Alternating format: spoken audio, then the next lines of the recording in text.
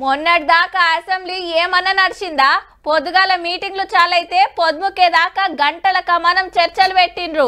మేడిగడ్డ పంచాది, కాళేశ్వరం మీద శ్వేతపత్రం, బీసీ కులగణన మీద కారుకు కాంగ్రెస్ కు తగ్గఫర్ లడాయి జరిగింది.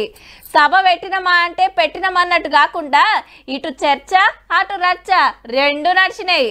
అసెంబ్లీ ఓడిచిందో లేదో ఇక పట్నం మున్సిపాలిటీలో ముఖ్యమైన మీటింగ్ పెట్టిండ్రు. కాంగ్రెస్ గవర్నమెంట్ వచ్చినాక ఫస్ట్ జిహెచ్ఎంసీ మీటింగ్ నడిచింది. కార్పొరేటర్ క్వశ్చన్లు అడుగుడు, ఆఫీసర్లు ఆన్సర్లు చెప్పుడు. మేయర్ మేడం కొత్త గవర్నమెంట్ కు శుభాకాంక్షలు చెప్పినాక పట్నంలో ఆఫీసర్ల ట్రాన్స్ఫర్ మీద ప్రశ్నించారు బీజేపీ వాళ్ళు.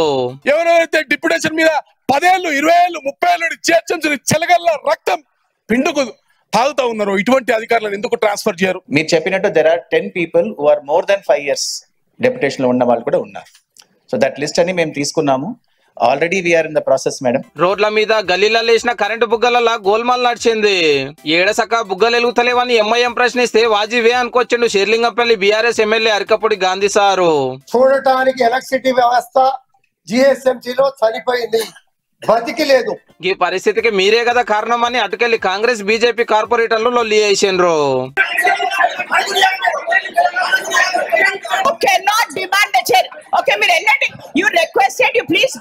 ఎమ్మెల్సీ బల్మూరు వెంకటన్న కూడా ఇదే మాట అన్నాడు. గత 9 సంవత్సరాలుగా చిత్తశుద్ధి లేకపోవడం వల్ల సమస్యలు ఉన్నాయి. చిత్తశుద్ధితో ప్రతి సమస్య గతంలో వచ్చి సమస్యలు ఇక్కడ లేవనైతే మాట్లాడితే ఈరోజు ఈ పరిస్థితి వచ్చేది కాదు. కాంగ్రెస్ కార్పొరేటర్ విజయారెడ్డి మేడం సర్కార్ మారంగానే మేయర్ కూడా మార్పు వచ్చింది అనుకొచ్చింది. ప్రభుత్వం మార్పు తర్వాత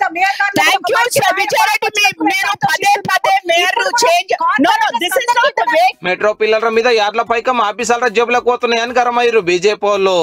జిహెచ్ఎంసీ మీద పందికొక్కులు ఏ విధంగా దోసుకుంటున్నాయి, 50% ఆఫీసర్ జేబులోకి పోతుంది. యార్డు కాంట్రాక్టులలో కార్ లీడర్ల కమిషన్లు పోతున్నాయి అనే వరకు మళ్ళొక పార్టీలో అయింది రెండు పార్టీల నడుమ.